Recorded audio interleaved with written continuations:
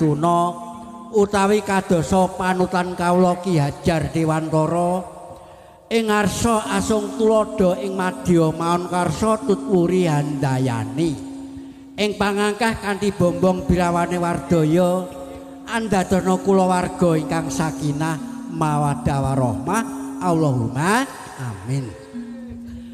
Dalu punika sindhanipun Ibu Sablah mugi andhasa tambah anggenipun tumut tulus anggung marsudi dumateng pepoyanipun anak pola Bapa Prada. Sapa sing ngerti bar ditemokne besok tekane Mekah Madinah ngaten Mbah nggih. Nggih. Monggo Mbak dipun lajeng monggo nggih. Wonten Mbak Ratna, wonten Bu Marmi. Nggih. Nggih Pak De. Assalamualaikum warahmatullahi wabarakatuh. Waalaikumsalam. Nggih. Sugeng dalu Pak De. Monggo. Itekno dangu mboten pinanggih panjenengan. Suwe ora jamu Mas, heeh, jamu pisan godhonge kara. Suwe ora temu. Heeh, suwe ora temu pisan wis ora iso apa-apa. Mosok to, Dik? Kok tak sareng malah tambah ganteng tambah gagah saiki kok. Umur iki nek kelahiran 40 ya niki wis entek Mas, kabeh entek karep Kang Dus dhewe lho. Niku sing salah ki jenengan dhewe kaya kesusu lahir. Kok yo ngenteni sing keri. Mboke ra kena dimpet Mas. Badut. Pak De, dalu niki pinanggih wonten mriki wonten dalipun Pak Tris nggih. Ngaten Mas nggih. Mboten niki estunipun ewuh napa to, De? Sunatan. Tasakuran Mas. Tasakuran. Heeh, anjenengi darmane sepuh ngentas 17 marang Kaputra. Oh. Heeh, Mas Yoga. Tak kira nek sunatan Pak Tris. Nggih. Inggih. Sembah nuwun. Nggih nderek mangayu bagya Pak De niki Pak Tris Yes, sampun alhamdulillah ya Mas. saged ngentas putranipun. Alhamdulillah. Dalu menika wungon nggih nggih. Wungon kalian warga ageng saking Padas Muda Laras. Witekno niki nek Muda Laras nek mboten ngeten mboten pinanggih kalih panjenengan sami.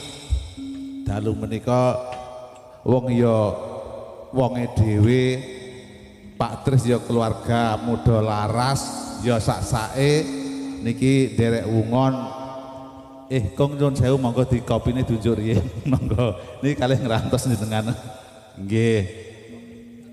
Niki derek wungon Pak Tris anggenipun kagungan kersa mugi-mugi sedaya mangke hajatipun Pak Tris lancar nggih. Lancar binokan menapa dados tujuanipun mugi-mugi berkah sedayanipun. Amin ya rabbal alamin. Dalu menika kalau sampun dipun aturaken kalian Pak Dedono wonten Swarawati 3 cacahipun, wonten Mbok Sablah, wonten Mbak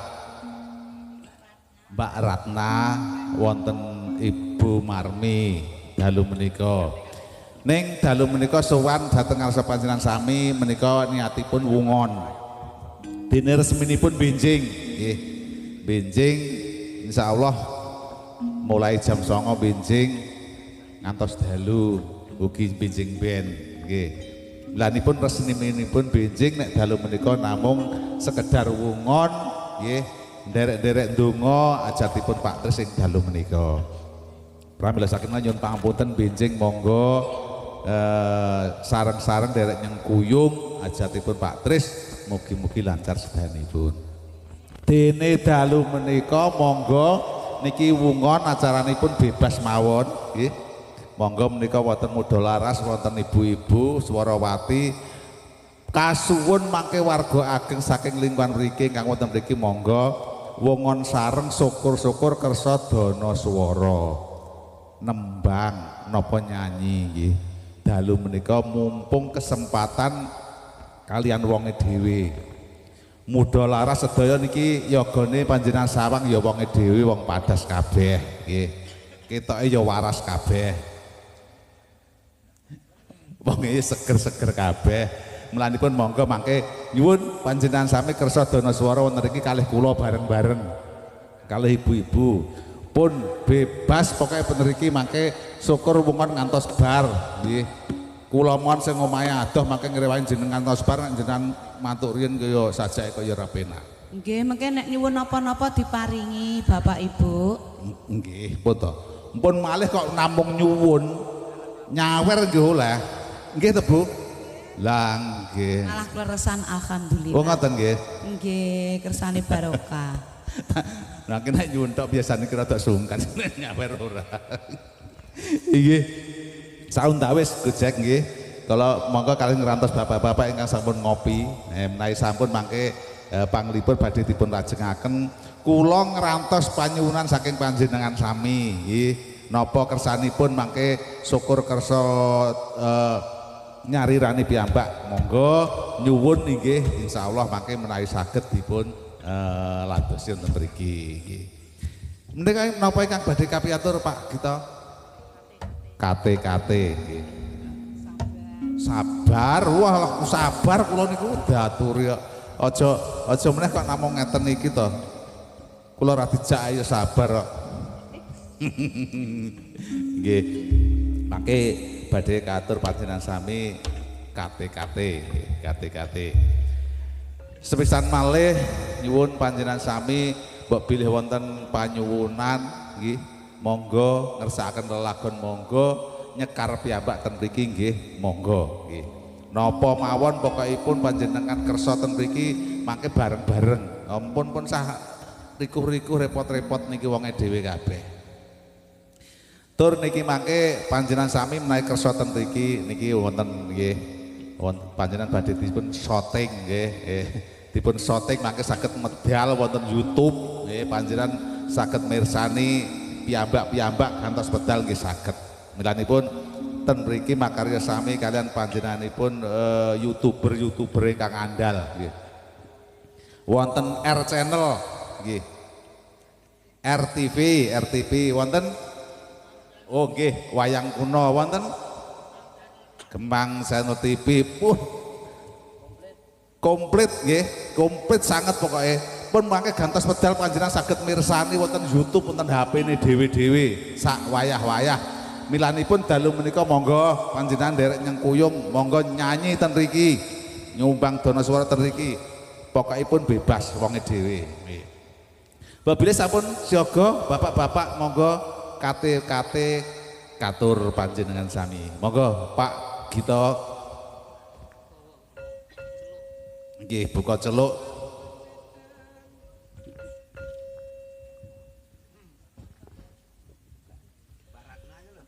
Babang wetan wosumunar amadangi jagat dari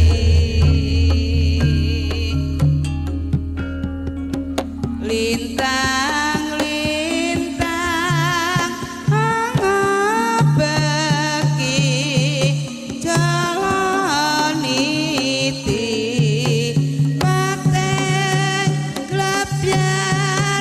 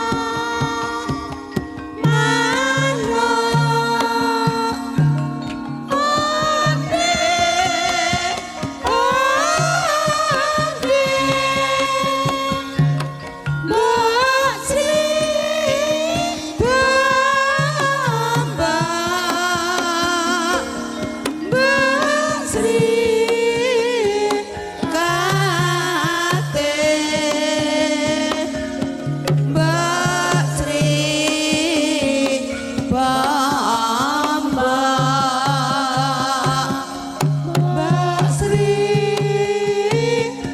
kate Mbak Sri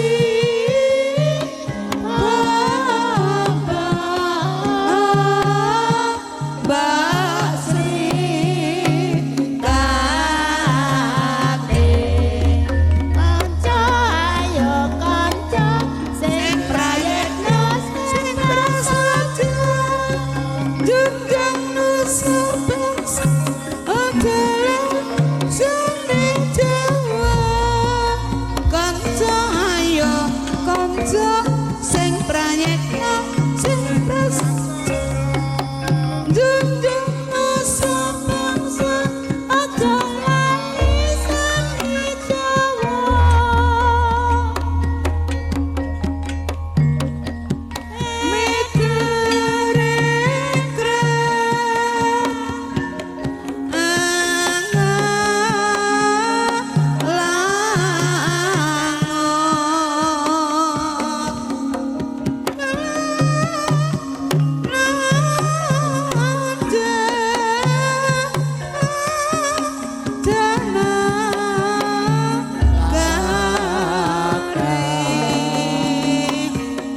ana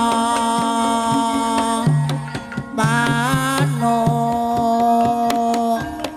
onde onde Basri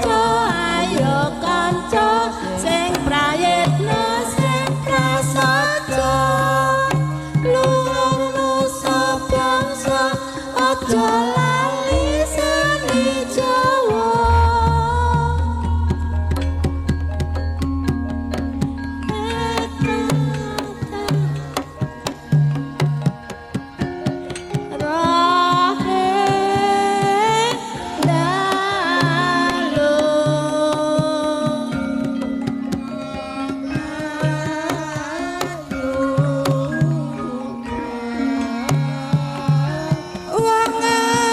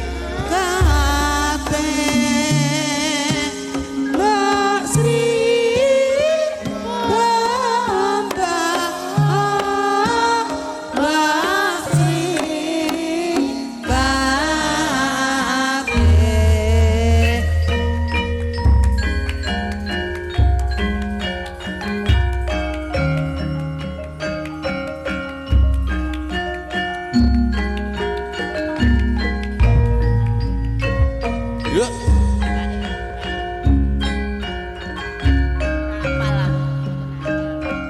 Yuk.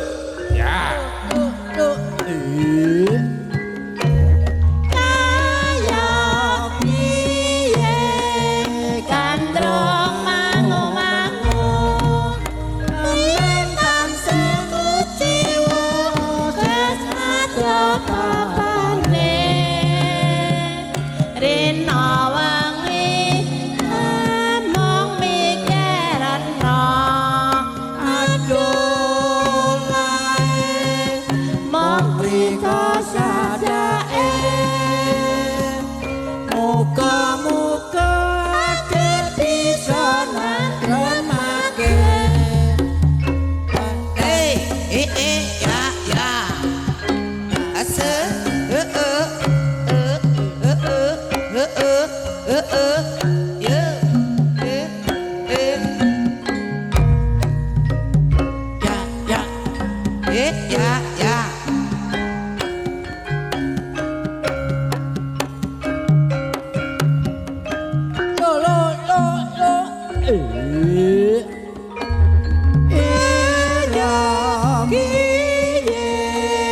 Kandrong mangu-mangu Menyang tansah kuciwa Wit ada papane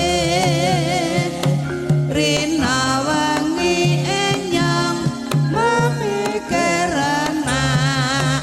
Aduh lae Mengrika sajake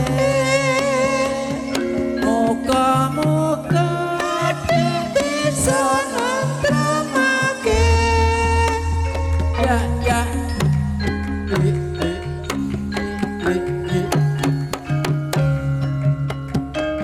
Da.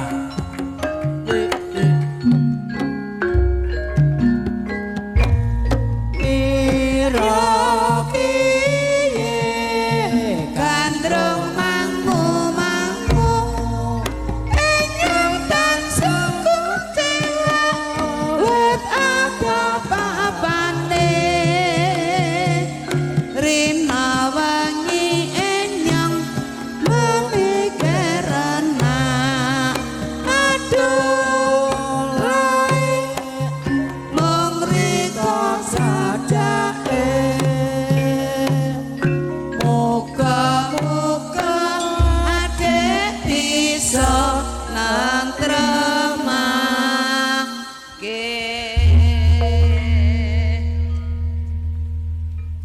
Iki sampun suwuk katur panjenengan sami kalau wonten kate-kate ingkang kalajengaken gandrung mangu-mangu. Aku kok repot to. Bingung ning ndi ora penak era. Ora apa-apa, Mas. Malah ketut kesuting malah mboten napa-napa. Sungkan kula sukan kalih jenengan lho Dik, ora penak era. Oh, ora apa-apa. Heeh. Janji wis amit ini langkai biasa. Nggih. Kalau wonten kate-kate gandrung mangu-mangu niki ben rada anget deh. Loh, iso lali aku sik ben rada anget, Mbak. Ben rada rancak ya, Mbak. Mbak sapa lali aku ki? Mbak Ratna. Nyuwun berkahe Mbak Ratna, Mas. Heeh. Dibawani ya kena. Witakno mumpung kepanggih kok. Mumpung ketemu dalu menika wonten mriki niki Mbak Ratna. Mumpung niki dulur-dulur kanca-kanca sing akeh niki. Mangga Mbak Ratna sing rodok. Ganti rasa ora apa-apa. Wonten peloke. Ben rodok sigrak, rodok anget nggih.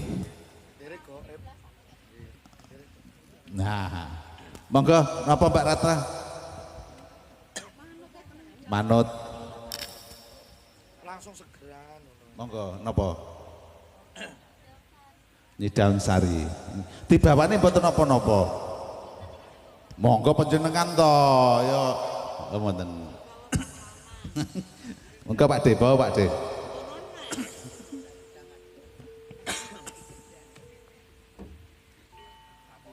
Nyidam sari.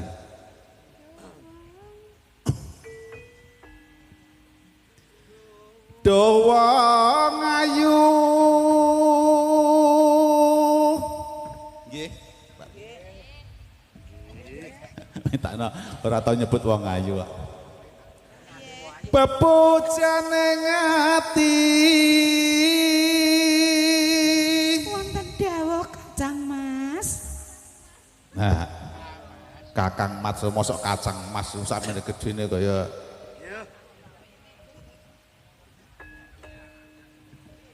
kaya ngene wong nandang asmara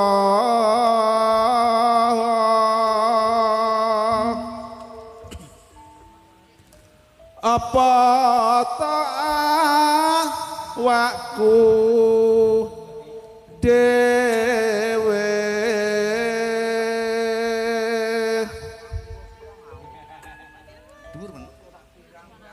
Duh tewa Jawa Tegung welah sono mring wak mami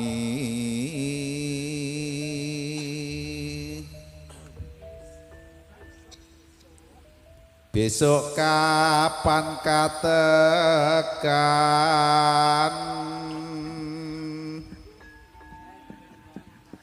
jejer lan wong ayu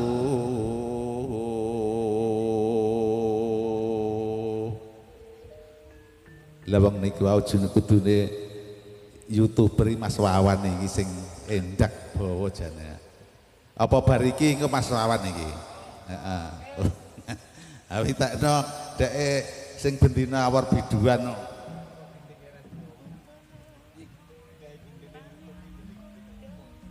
Umpama iku nahkoda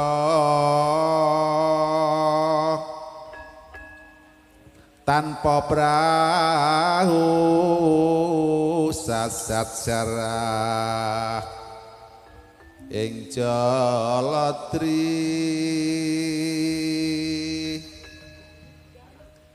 nyidam sari as mara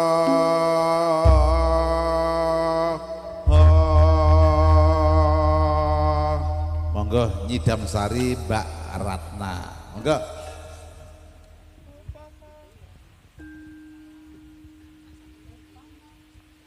umpama sliramu sekar Ati aku kumbangi damsare umpama sliramu marti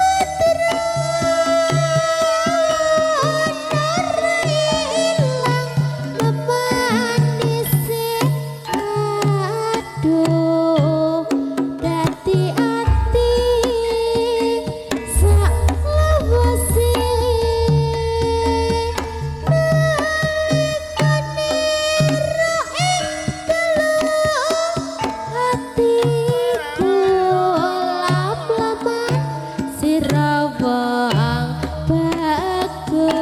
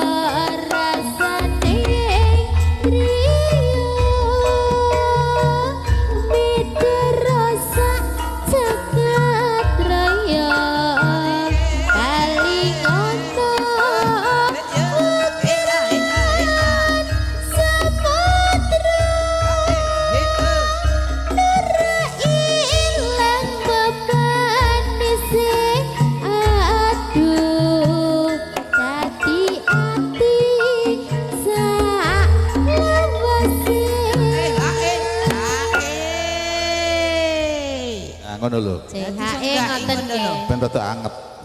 Yuk. Bapake mboten purun senggak kok niki. Lah ya kuwi mang. Nggih, ngantuk to, Pak? Nggih, kula nggih ngantuk. Yuk. Ya mulai. Nalikane ira ing atiku lakukan sira wong bagus. Nganti ora dekat lali lakae tintangi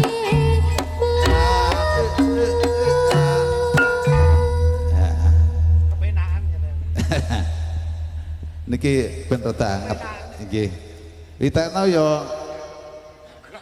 nunggu kanca-kanca. Monggo menawi wonten panyuwunan nggih pamundutan monggo. Niki wektale taksih kathah. Ben aja adem Mas. Monggo. Monggo to bapak-bapak. Kula tunggu. Mas. Bapak-bapake, mas-mase, ibu-ibuke menawi wonten panyuwunan pamundutan manggaken syukur kersa nyalirani piyambak ten mriki kalih kula nggih. Dikancane ibu-ibu. Nika Mas ben bawa Mas sapa kae Mas? Mas Adit. Mas bawa Mas. Bawa ngoseng-ngoseng. Iki sing anyar maksudnya. Mumpung pelok. Mumpung pelok. Mas Wawan bawa? Ngono andine nang omah karo bojone, aku pinter lho bawa ngene. Titipan anak putu nggih. Nggih, mangke slendro nggih. Niki mumpung pelok sik, mangke Titipane Pak anak putu pelok. pelok nggih. Oh, pelok nggih. Niki wonten panyuwunan titipan anak putu nggih. Nggih. Nggih, jenengan jenengan tengeri niki panyuwunane Mas Wawan. Nggih. Titipan anak putu. Bu, ibu-ibu monggo sing ten wingking nih menawi wonten panyuwunan monggo tak enteni ning kene mumpung taksih sore mas-mase bapak-bapake monggo kalian disambi napa mawon saged niki nggih. Wong ya adem-adem ben aja adem. Syukur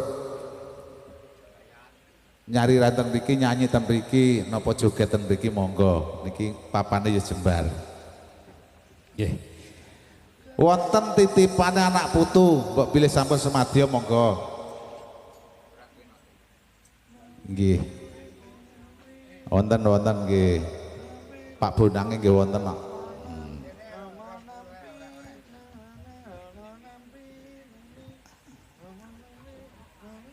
Pak Nyata wonten? Nggih.